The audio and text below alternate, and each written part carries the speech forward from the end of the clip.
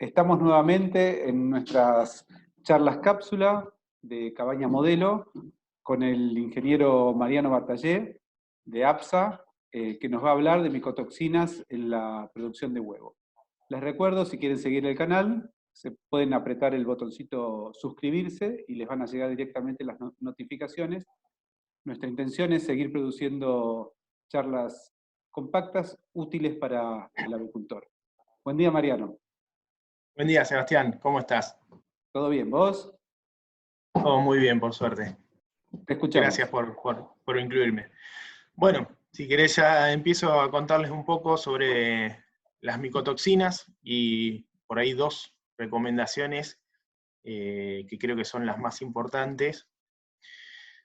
Como efectos que nos generan las micotoxinas, tenemos baja de postura, reducción de tamaño de huevo, reducción de consumo, menos ganancia de peso, lesiones orales, disturbios nerviosos, inmunosupresión y problemas hepáticos y de riñones. Fíjense que la mayoría de los efectos, salvo las lesiones orales o por ahí los problemas hepáticos, muchas veces pasan desapercibidos. Tenemos baja postura y no sabemos a qué se deben, o muchas veces se nos enferman las aves y son como consecuencias de las micotoxinas que están como ocultas y que nos producen todo esto. O sea, vemos otra manifestación, no es que vemos llagas, no vemos nada evidente, sino que es inespecífico. La mayoría de las veces no vemos las lesiones, entonces no nos damos cuenta que están las micotoxinas presentes. Vemos una baja de postura que no sabemos a qué asociarlo, porque hay múltiples factores, pero una de esas puede ser las micotoxinas. Vemos muchas veces reducción del tamaño de huevo, tampoco muchas veces sabemos a qué asociarlos, reducción de consumo y todos los problemas que están ocultos ahí por las micotoxinas. Te hago una pregunta, ¿puede ser también que veamos alteraciones en la cáscara o, digamos, disminución en la calidad? Y no es tan probable que sea por micotoxinas. Sí, si te afectaron el sistema digestivo y entonces ya vas a tener problemas de mala absorción de calcio y bueno, todo es un desencadenamiento de varios factores. Vas a tener menos consumo, puede llegar a ser, digamos. Uh-huh. Bueno, algunas micotoxinas, como para nombrarlas nada más, aflatoxinas, T2, fumicina, por ahí son las más conocidas, DON, DAS o cratoxina. Esto es para que se vea el efecto de T2 sobre el desempeño de gallinas ponedoras. Es un trabajo que se hicieron con diferentes niveles de micotoxinas y cómo afectan las micotoxinas a la producción del huevo, cómo a medida que aumenta la cantidad de toxinas, cómo bajó la producción de huevo. Tremendo. Como un dato más importante. También baja el peso corporal. Y es un poco esto que te decía, que afectan el consumo, afectan la digestión y por ende también la absorción de nutrientes. Es un trabajo que me gusta mucho, que se hizo en Brasil, que es muy interesante, más que nada cuando muchas veces vemos un síntoma, una baja de postura, y mandamos a analizar el alimento que están comiendo. Y encontramos que no hay micotoxinas. Entonces decimos, no, micotoxinas no hay.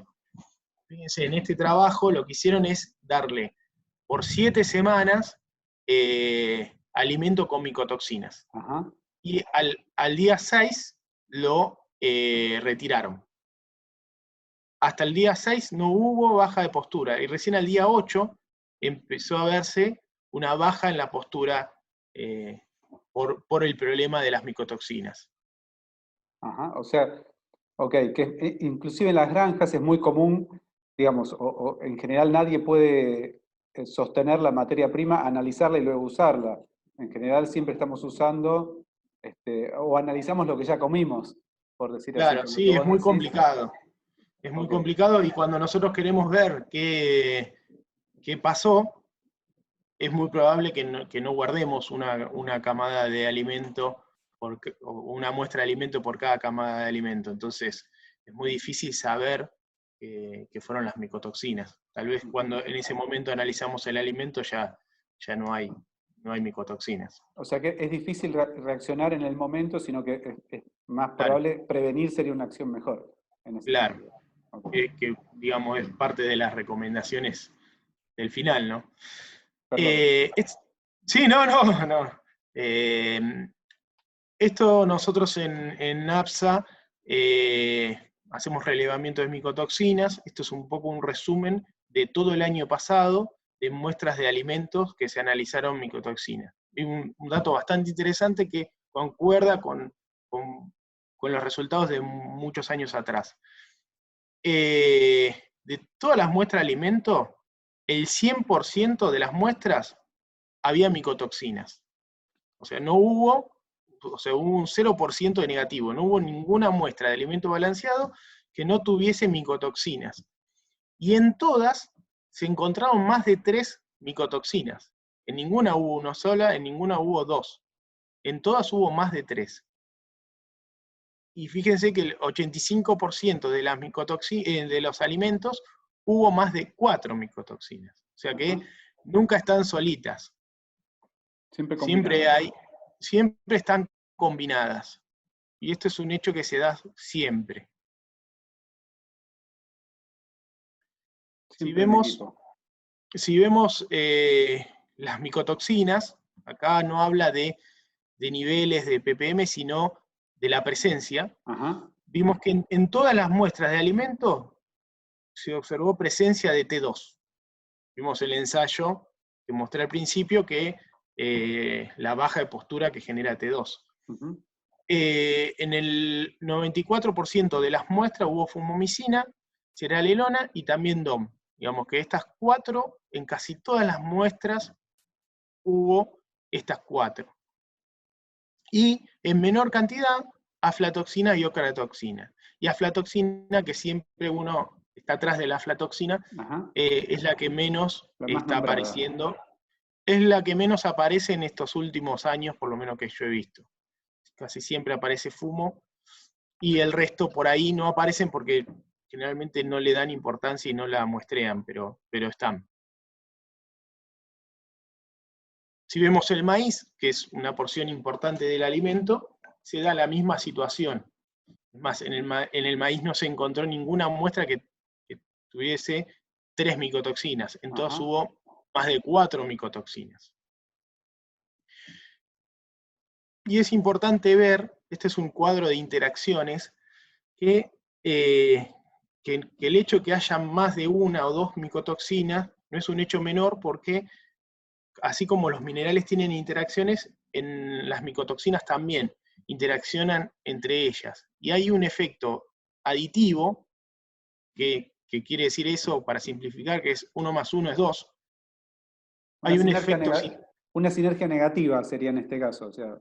Claro, sí, un efecto aditivo negativo. Después tenemos un efecto sinérgico, que son las líneas gruesas, que en ese caso es 1 más 1 es 4. O sea, si separadas generan un efecto negativo.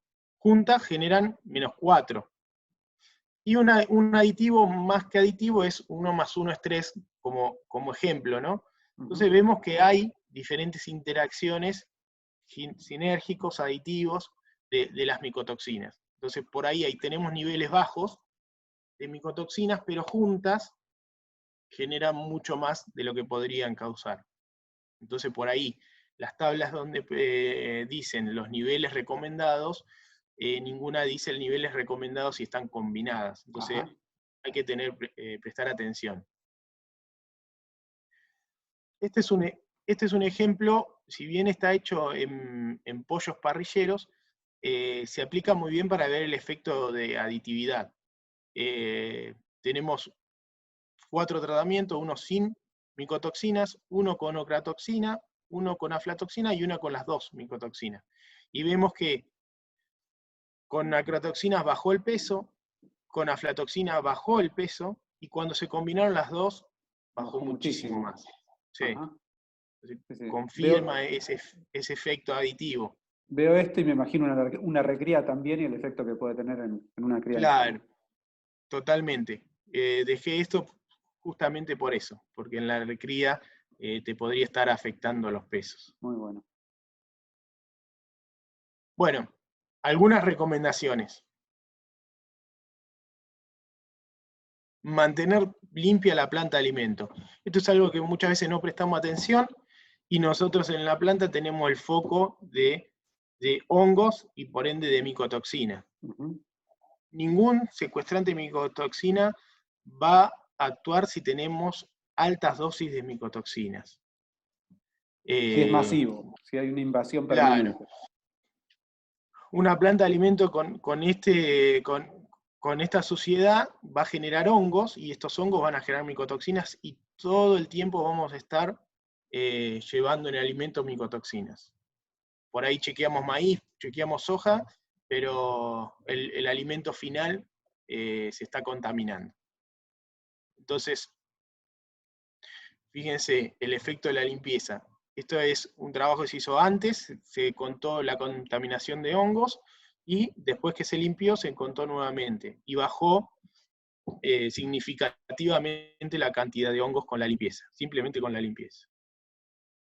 O sea, es la cocina del alimento, ¿no? Como, sí, digamos, es la cocina del alimento. Si uno espera preparar alimentos sí, con buena calidad en una cocina sanitariamente correcta, en la cocina de la granja o de la fábrica también tiene que estar igual, ¿no? Claro, yo siempre digo, de limpieza, cuando se termina, siempre tener buenas condiciones. Yo siempre digo que tal vez uno se preocupa mucho, que está muy bien, en el manejo, en la bioseguridad de la granja, pero dejan de lado la parte del alimento, y entonces es una vía de ingreso de bacterias y de hongos y de otros toxinas. Patógenos como salmonela también, Claro, ¿no? Sí. tal cual.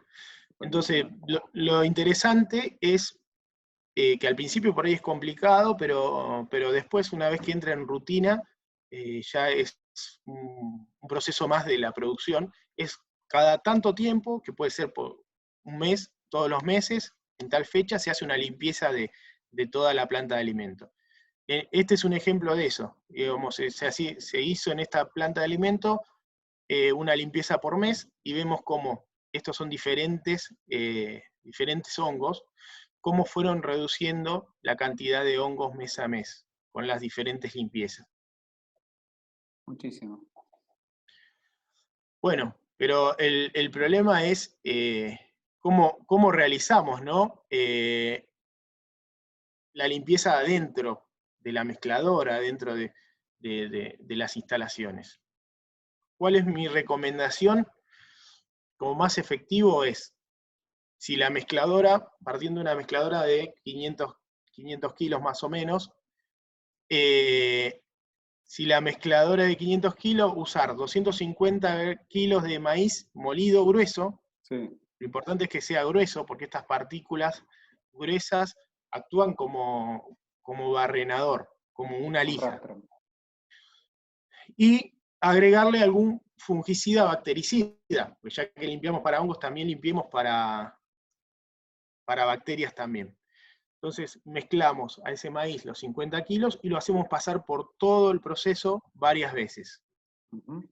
En el caso que no se pueda contar con maíz molido grueso, el maíz entero podría llegar a actuar de igual forma, o por ahí también se puede utilizar conchilla. ¿Cuál de los dos decís? En el caso de tal vez que alguien que no pueda cambiar la zaranda, si tuvieras que elegir entre maíz entero y conchilla, ¿qué elegirías?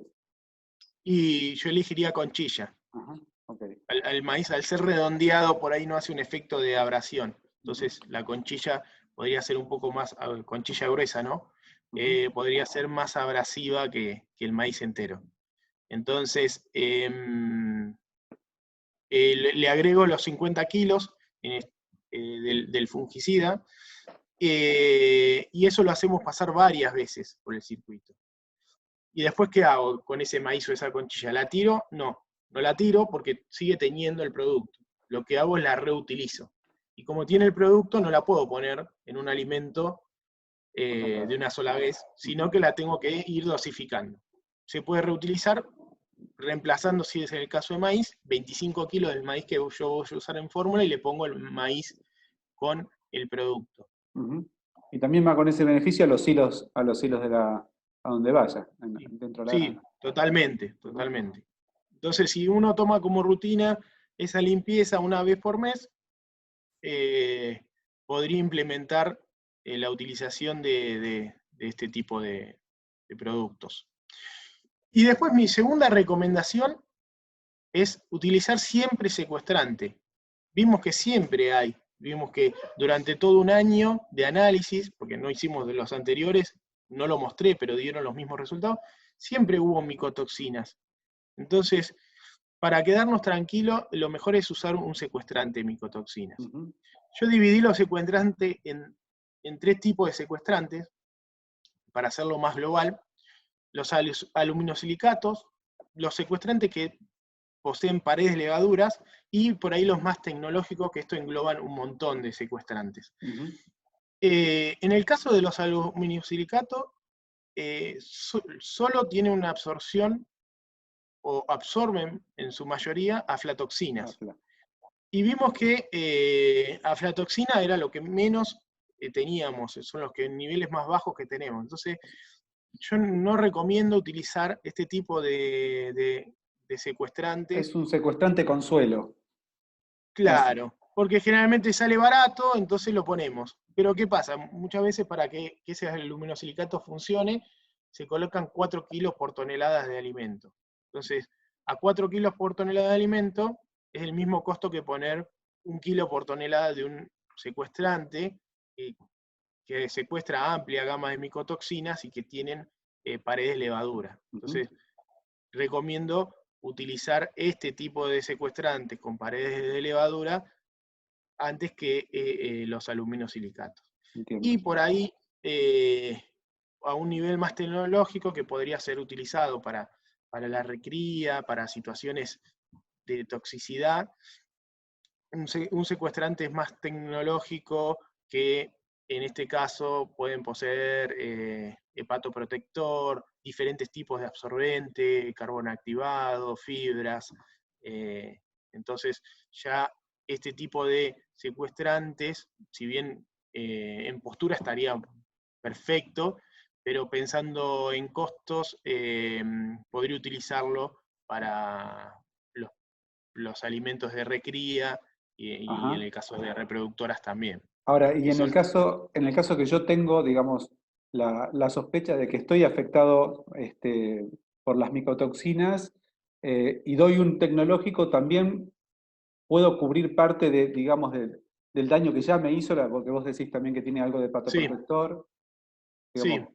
sí, sí, en el caso de que yo venga usando un aluminosilicato o no venga usando micotoxinas y vea lesiones de micotoxinas, directamente me pasaría un tecnológico, porque tienen un efecto detoxificante, la mayoría tiene hepatoprotector, entonces tendrías un efecto de recupero de las aves. Y para recría Para, también, y para bebé también, por supuesto. sí, Ahí sí. está la inversión mayor de la granja. En la etapa del ave donde es más susceptible, digamos, utilizaría por ahí secuestrantes más tecnológicos. Ujú. Aparte son menos toneladas, es una inversión que, digamos, Sí, el consumo es sí, bajo. y como lo dije en la primera diapositiva, muchas veces uno escatima en este tipo de aditivos y no termina viendo que hay una pérdida de producción, hay susceptibilidad de enfermedades, si hay inmunosupresión, si te entra una enfermedad, te genera más daño Y el plan de vacunación que es haber menos efectivo usado. también. Si tengo inmunosupresión y estoy justamente sembrando con vacunas la futura inmunidad, no está bueno. No, claro, totalmente. Ujú. Así que como dos grandes recomendaciones, eso, la limpieza y el uso de secuestrantes de micotoxinas. Ujú. Digamos, te añado una más, que es Sí, que, digamos, no siempre es posible, vos me dirás ahora, que es la buena sí, recepción, ¿no? De materias, digamos, sí, tener un control lo más estricto posible de lo que entra a la granja. Lo que entra bien, sale bien, supuestamente. Pero vos me dirás si los maíces, si puede ser que haya maíces, o presumo que sí por lo que dijiste, que estén bien a la sí. vista y que igual tengan micotoxinas, ¿no? Sí, generalmente está muy asociado. Cuando un maíz vos lo ves a la vista muy feo, es probable que tenga micotoxinas, que tenga un montón de cosas, pérdida de nutrientes, pero que esté sano, que vos no veas hongos, no significa que no esté la micotoxina, porque puede ser que el hongo ya la haya liberado Ajá. y que ese maíz posea micotoxinas. Nos pasó Sí, en el caso cuando fue, no sé si te acordás, de la soja, esa soja que llovió mucho y sí, salió media sí. brotada, con hongos. Bueno, en ese caso la soja estaba con muchos hongos, vos la veías que tenía hongos, pero no tenía micotoxinas, porque el hongo estaba, el hongo genera las micotoxinas cuando está en situaciones de estrés. Ajá. Cuando es una situación de estrés, cuando está el grano está seco, cuando el grano está Sufre. aireado, entonces Sí. cuando sufre el hongo, libera las toxinas. En el caso de que en esos casos que está el hongo, el hongo está bien, entonces capaz que no libera las micotoxinas. No quiere decir que sea bueno, porque también los hongos te consumen también los nutrientes, ¿no? Pero no, un poco para explicar esto que vos decís, si veo hongo seguro que hay micotoxina, si no veo hongo no hay micotoxina. O Ujú. sea, las micotoxinas están, haya hongo o no haya hongo. Bueno, y hoy que es un día lluvioso, también la recomendación sería mantener los hilos en condiciones, estar atento que no hayan sufrido ningún golpe con la descarga, ¿no? Son pequeñas cosas que van sumando. Vaciarlos periódicamente y limpiarlos, tal vez también poniendo el producto que vos mencionabas, ¿no? Sí, Luego de sí, un sí, vacío y un raspado. eh, el uso de por ahí fungicidas, si uno va a almacenar por mucho tiempo el maíz, eso no solo es por los hongos, o sea, no solo es por las micotoxinas, quiero decir, sino también porque ya está demostrado que el hongo te va consumiendo los nutrientes del maíz. Se los come. Claro, ya 50 kilocalorías menos arrancás con ese maíz que monetariamente es importante. Paga cualquier tratamiento que hagas a ese maíz para conservarlo bien, en buen estado. Así que todas las medidas que podamos tomar para reducir riesgos son bienvenidas y están bien. Bueno, Mariano, clarísima la charla, yo creo que muy útil, la vamos a Bueno, usar muchas gracias. inmediatamente. Y bueno, te damos las gracias en nombre de Cabaña Modelo y gracias a APSA también por permitirte estar con nosotros. Bueno, muchas gracias a vos. Un placer.